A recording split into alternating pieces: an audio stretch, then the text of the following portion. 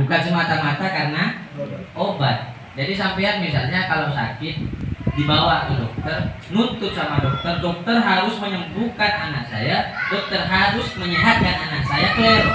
Karena yang memberikan kesehatan itu bukan dokter, bukan obatnya. Kita nyewa dokter itu hanya nyewa jasa untuk merawat. Adapun kesembuhan, adapun sehat itu semuanya Allah Subhanahu wa Ta'ala. Maka sering saya bilang, ingat kita ceritanya Nabi Allah Musa alaihi salatu wassalam, bahwa Nabi Musa itu pernah songkat, pernah sakit tabuk, pernah sakit gigi.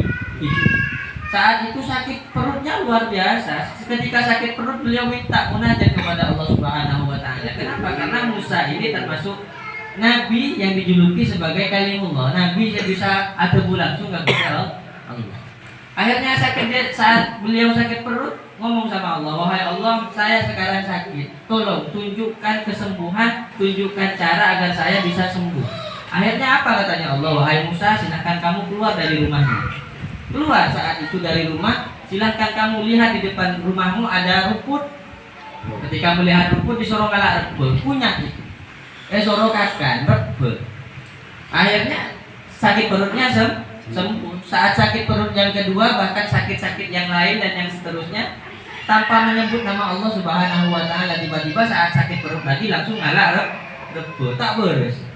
Akhirnya ketika tak beres, komplain ke Gusti Allah Subhanahu wa Ta'ala, ya Allah, kenapa saya tidak sembuh? Kemarin waktu saya sakit perut, saya keluar makan rumput sembuh. Tapi sekarang saya sakit perut makan rumput tidak sembuh. Apa jawabannya Allah? Pertama kali kamu sakit yang diingat saya, Musa.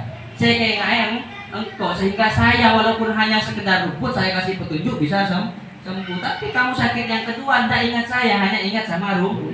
Silakan berobat sama rumput. Bisakah rumput menyembuhkan?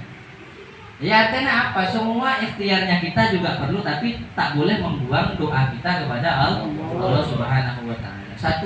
Satu riwayat pernah mengatakan bahwa Nabi Allah Sulaiman alaihi salatu wassalam, Allah tak menciptakan dari tulang sulungnya, dari keturunannya sebagai nabi lagi. Kenapa? Karena satu saat pernah telecer ocah, itu nabi. Maksum nabi tapi pernah telecer ocah. Telecernya gimana? Punya anak banyak, yang anaknya kalau anak saya banyak semua saya jihadkan di jalan Allah Subhanahu wa Ta'ala tanpa ada embel-embel insya Allah. Ini artinya sebab kemampuan dia sebagai raja.